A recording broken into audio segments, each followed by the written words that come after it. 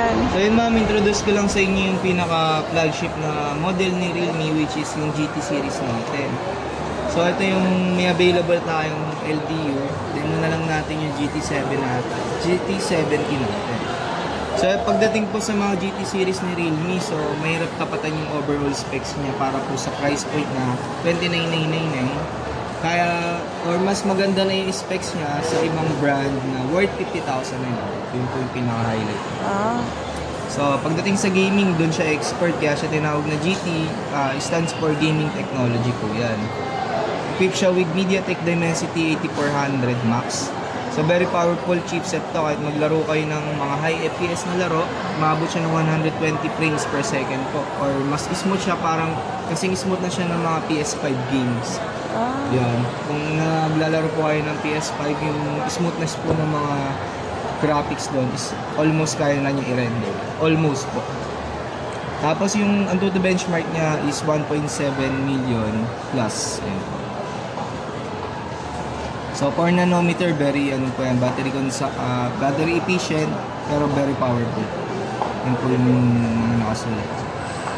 Tapos sa cooling system, dun nyo po siya hindi madadaig sa ibang brand kasi yung ginamit nating cooling system is yung 380 degrees. So, buong part ng phone na to is may cooling system po. So, mababawasan niya talaga yung overall heating ng phone, no? So, lalo kung mahilig kayo maglaro or mag-vlog, mas magiging best friend yung cooling system natin. Das, yung cooling system natin is stainless steel, hindi katulad ng iba na liquid na uubos po. Ito hindi siya nakukonsume. So habang nasa iyo yung phone, may cooling system pa, hindi siya nawawala.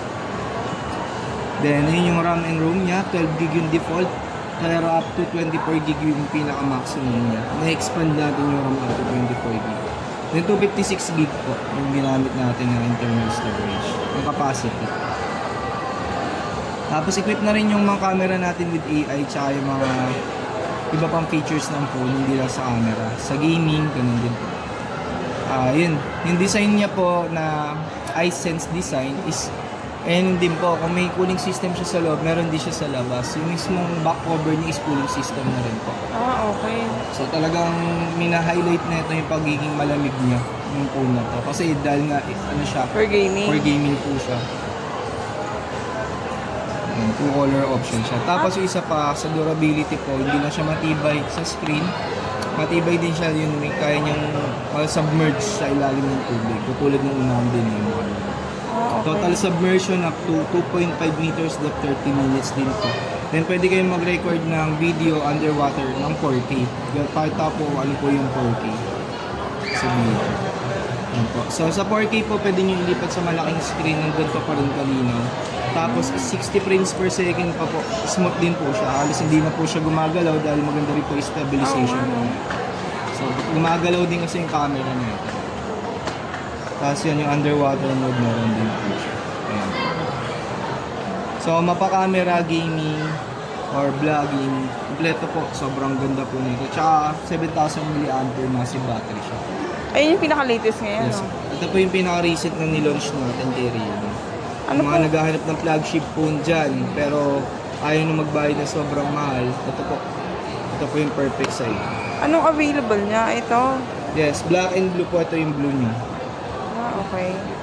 Pag Dito kasi installment wala po, natin madidemo. But sa installment po up to 12 months sa credit card, zero interest. Then sa home credit is 18 months up to 18 months. 18 months? Yes po. kaso magda-down ka doon, ano? Kapag may account na po kayo kung credit, nag-offer tayo ng zero down payment. Basta good payer. Ganun. Yes sir.